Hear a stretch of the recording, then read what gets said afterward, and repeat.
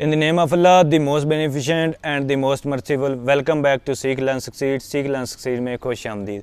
उम्मीद है कि आप सब लोग खैरियत और आफियत से होंगे। तो गैज़ आज मैं बात करने वाला हूँ कायद-ए-आज़म यूनिवर्सिटी इस्लामाबाद में एडमिशन्स की। कायद-ए-आज़म यूनिवर्सिटी इस्लामाबाद पाकिस्तान की सबसे बेहतरीन नंबर 1 यूनिवर्सिटी और इसके अलावा रिसर्च के लिहाज से दुनिया भर की टॉप 43 यूनिवर्सिटीज़ में से एक है। QS रैंकिंग में भी एशिया में टॉप 500 से पहले आने वाली ये यूनिवर्सिटी और इसके अलावा वर्ल्ड रैंकिंग में भी पाकिस्तान की तमाम दूसरी यूनिवर्सिटीज़ को बीट करने वाली ये यूनिवर्सिटी ने फॉल 2022 में BS morning evening MS MPhil और PhD में तकरीबन तमाम प्रोग्राम्स में एडमिशन अनाउंस कर दिए हैं।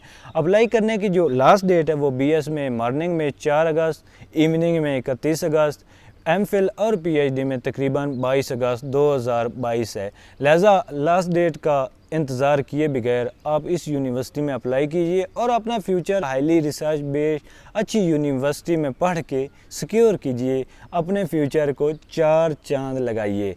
तो इसमें बाकी सारी की जो इन्फॉर्मेशन है यानी फ़ीस स्ट्रक्चर क्या है, मेरिट फार्मूला क्या है, एडमिशन टेस्ट किस तरह का होता है, इंटरव्यू कैसे क्लियर करना है या फिर आपने सब्जेक्ट सिलेक्शन किस तरह करनी है, इस सारी इन्फॉर्मेशन के लिए आप ये वीडियो आखिर तक देखिएगा क्योंकि इस वीडियो में आपको ये सारी की सारी इन्फॉर्मेशन मिलने वाली है।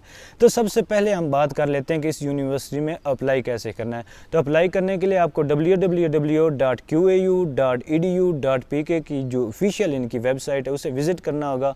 वहाँ पर अपना अकाउंट क्रिएट करके लॉगिन करके आपने सब्जेक्ट सिलेक्ट करने हैं, अपने डॉक्यूमेंट्स की स्कैन कापी अपलोड करनी है।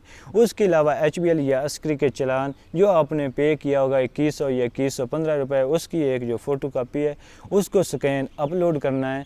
लिहाजा आपने ये डॉक्यूमेंट्स वहाँ सबमिट कर लेने ऑनलाइन और उसके बाद आपको यूनिवर्सिटी कोई डॉक्यूमेंट भेजने की या खुद आने की कतई ज़रूरत नहीं है। सब्जेक्ट सिलेक्शन के बारे में आपने ज़रा विजिलेंट रहना है क्योंकि जो आप सबसे पहले सब्जेक्ट सिलेक्ट करेंगे वो आपकी टॉप 1 प्रेफरेंस होगी या प्रायोरिटी होगी, दूसरी तीसरी इस हिसाब से। मिसाल के तौर पर आप इकोनॉमिक्स में अप्लाई कर रहे हैं, फिर आप पॉलिटिकल साइंस में कर रहे हैं, फिर आप IR में कर रहे हैं, यानी IR में आप 3rd नंबर पर अप्लाई कर रहे हैं और बाद में कहीं ना कहीं आपका दिल करता है कि आपने तो IR में ही जाना है लेकिन आपका मेरिट जो है वो इकोनॉमिक्स में बन रहा है क्योंकि इकोनॉमिक्स आपकी टॉप रेफरेंस है, तो वो आपको इकोनॉमिक्स में भेजेंगे ना कि IR में रखेंगे। तो लिहाजा ये आपने लाजमी देखना है कि फर्स्ट प्रायोरिटी वो हो कि जिसमें आपको लगे कि यहाँ एडमिशन होता है तो मैंने हर हाल में एडमिशन लेना है, और 3rd प्रायोरिटी वो हो कि अगर कहीं नहीं होता तो इसमें तो हो ही जाए। तो लिहाजा ये आपने प्रेफरेंस जो है ये ख्याल से रखनी है आपने। इसके अलावा PhD और MPhil में प्रेफरेंस का तरीक़ाकार ज़रा डिफरेंट है। वहाँ पे ये है कि आपने अगर जो एक से ज़्यादा सब्जेक्ट्स में अप्लाई करना है तो आपको पर 2115 एडिशनल रुपीज़ जो है वो चार्ज होंगे क्योंकि वहाँ पे आपने टेस्ट वगैरह देना होता है। तो लिहाजा जितने आप सब्जेक्ट सिलेक्ट करते हैं उतनी बार आपको 2115 का चूना लगेगा।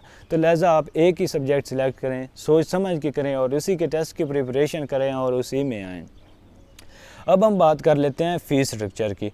फ़ीस स्ट्रक्चर में MS MPhil और PhD का जो फ़ीस स्ट्रक्चर है वो ज़रा सिमिलर है क्योंकि PhD और MPhil में तकरीबन पहले सेमेस्टर की जो 75,000 के करीब फ़ीस है और उसके अलावा तकरीबन 38 से 40,000 रुपये फ़ीस है। ये बायोलॉजिकल सब्जेक्ट्स की फ़ीस है क्योंकि उनमें लैब्स वगैरह का काम होता है, रिसर्च का काम होता है, लेकिन जो बाकी सोशल साइंसेज में होते हैं उनमें 2-4 हज़ार जो आपकी फ़ीस है वो कम होती है। अगर हम बात करें BS की फ़ीस स्ट्रक्चर की तो वो 2 हिस्सों में डिवाइड है, एक ओपन मेरिट है और एक सेल्फ फाइनेंस है। जो सेल्फ फाइनेंस है वो मॉर्निंग में भी है और इवनिंग का पूरा प्रोग्राम जो है वो सेल्फ फाइनेंस में है। अब सेल्फ फाइनेंस की जो फ़ीस है वो फर्स्ट सेमेस्टर की तकरीबन 1,16,000 का वो मॉर्निंग में हो या पूरे का पूरा इवनिंग प्रोग्राम हो, और अनवर्ड जो सेल्फ फाइनेंस की फ़ीस है वो तकरीबन 90,000 रुपीज़ है। इसी तरह जो BS मॉर्निंग है यानी ओपन मेरिट जो है उसकी फ़ीस कम है, पहले सेमेस्टर में तकरीबन 70,000 और फिर अनवर्ड जो तकरीबन 50,000 रुपये पर सेमेस्टर है। इसके अलावा जो हॉस्टल की बात की जाए तो हॉस्टल की फ़ीस MPhil हो, PhD हो या BS हो वो तकरीबन सेम है, 39,800 फर्स्ट सेमेस्टर की और उसके बाद वो फ़ीस कम हो जाती है। ये तो बात आपको क्रिस्टल क्लियर होगी कि पहले सेमेस्टर में हर एक चीज़ की फ़ीस ज़्यादा होती है। उसकी वजह ये होती है कि आपने रजिस्ट्रेशन करानी होती है, आपने सिक्योरिटी फ़ीस देनी होती है और इसके अलावा भी कुछ चार्जेस होते हैं जो कि पहले सेमेस्टर में आपने देने होते हैं, ऑनवर्ड आपने नहीं देने होते। और ये जो सिक्योरिटी फ़ी होती है ये रिफ़ंडेबल होते हैं, यानी जब आपकी डिग्री हो जाती है, जब आप क्लियरेंस करवा रहे होते हैं तो ये सारे के सारे पैसे आपको वापस मिलते हैं। वाओ, पाकिस्तान में भी आपको पैसे वापस मिल रहे हैं किसी डिग्री करने के बाद।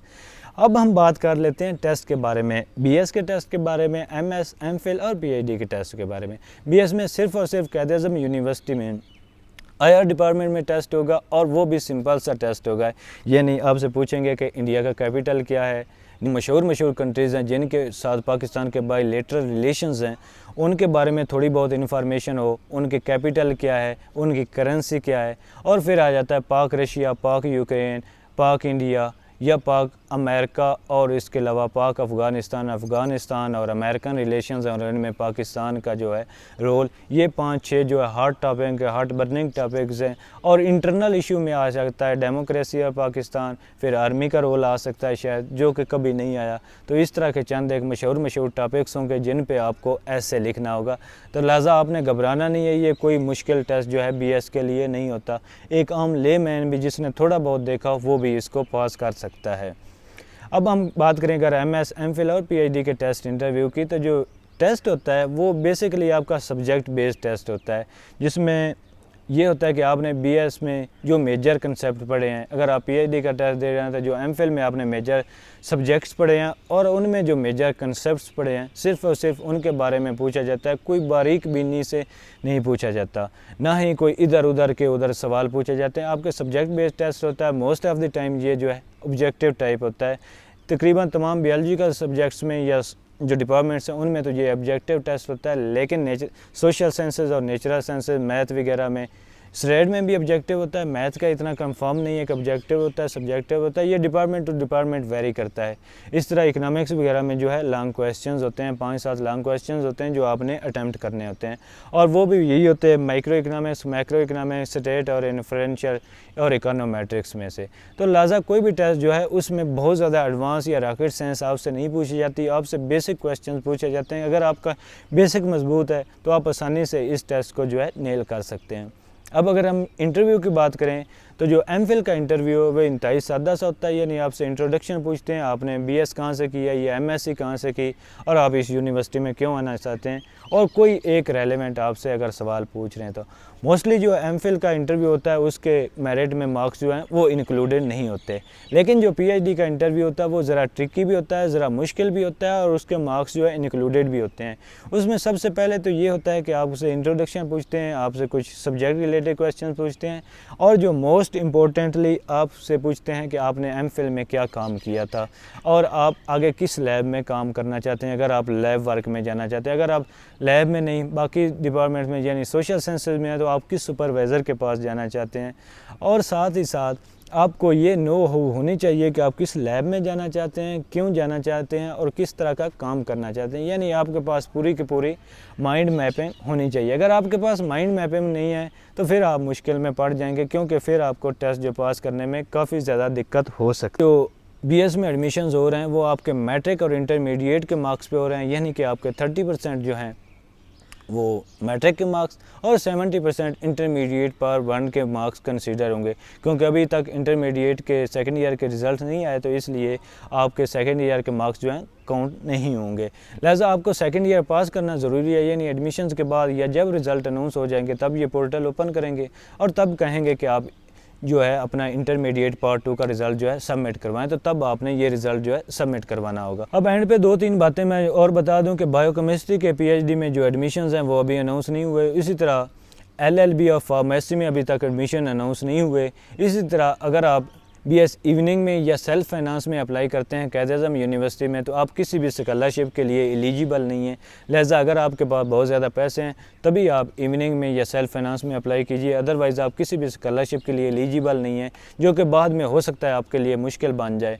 इस तरह अगर इवनिंग में अप्लाई करते हैं या सेल्फ फाइनेंस में अप्लाई करते हैं इवनिंग में, तो आप जो है हॉस्टल से भी हाथ धो बैठेंगे, यानी आपको हॉस्टल भी नहीं मिलता। तो ये 2-3 चीज़ें हैं जो आपको जहन में रखनी होंगी। इसके अलावा नो डाउट कि कायद-ए-आज़म यूनिवर्सिटी पाकिस्तान की चंद बेहतरीन यूनिवर्सिटीज़ में से एक है, बल्कि नंबर 1 यूनिवर्सिटी है। यहाँ पे आपको अगर मेरिट पे आते हैं बहुत ज़्यादा स्कॉलरशिप्स भी मिलते हैं, एमफिल में आते हैं, पीएचडी में आते हैं तो आपको बहुत ज़्यादा फेलोशिप्स मिलती हैं। अगर कोई टीचर किसी खास प्रोजेक्ट पर काम कर रहा है तो वो आपको जो है मंथली स्टिपेंड वगैरह भी दे देता है 20-30 हज़ार, जिससे आपके खर्चे वगैरह निकल सकते हैं। तो लिहाजा अगर तो आप बहुत ज़्यादा क्लियर हैं, आप बहुत ज़्यादा पढ़ने वाले हैं, तो कायद-ए-आज़म यूनिवर्सिटी एक बेहतरीन चॉइस है। उसके अलावा एंजॉय करने वाले हैं तो भी इस यूनिवर्सिटी का रुख कीजिए, क्योंकि हर रोज़ यहाँ ढोल ढमके तो होते रहते हैं। और इसके अलावा अगर आप बिल्कुल नालाज हैं, पढ़ने वाले नहीं हैं, मेरी तरह के हैं कि बस जुगाड़ लगाना, फिर भी इस यूनिवर्सिटी में आ जाएँ। बड़ी डिमांड है आपकी, आर्ट्स पे बड़ी डिमांड है, नाच गाने में बड़ी डिमांड है, तो लिहाजा आप में अगर कोई भी एक प्लस पॉइंट है तो इस यूनिवर्सिटी में आप आ सकते हैं। तो आपको ये वीडियो पसंद आई होगी, अगर वीडियो पसंद आई है तो लाइक सब्सक्राइब बटन को क्लिक करें और अपने दोस्तों के साथ शेयर भी कीजिएगा। खुदा आपका हामी नासिर हो। अशरफ खान को इजाज़त दीजिए। अल्लाह हाफिज़।